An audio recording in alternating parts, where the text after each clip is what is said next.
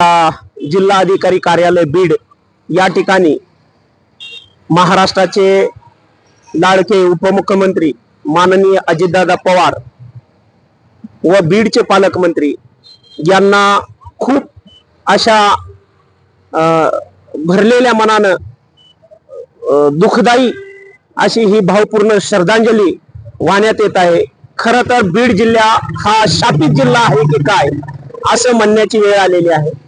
जेव्हाही संघर्ष असेल त्यावेळेस या बीड जिल्ह्यातील नेत्यांनी संघर्ष केला आणि ज्यावेळेस बीड जिल्ह्याच्या काहीतरी पदरात पडायचं असेल त्याच वेळेस अशी न भरून निघणारी हानी मग ते आदरणीय गोपीनाथजी मुंडे असतील, आदरणीय विनायकरावजी मेटे साहेब असतील आणि आज अजितदादा पवार हे राज्याचे अर्थमंत्री आणि राज्याचे उपमुख्यमंत्री बीडचे पालकमंत्री त्यांच्याकडे जोही प्रश्न बीडचा घेऊन गेले तर त्याला नक्कीच त्यांनी काही ना काही दाद देण्याचं काम केलं। आणि अशा वेळेस बीड जिल्ह्याला कधी न भरून निघणारी आणि महाराष्ट्रामध्ये कधीही भरून न निघणारी ही बाब आज घडलेली आहे। विमान दुर्घटनेमध्ये त्यांचा दुर्दैवी मृत्यू झाला।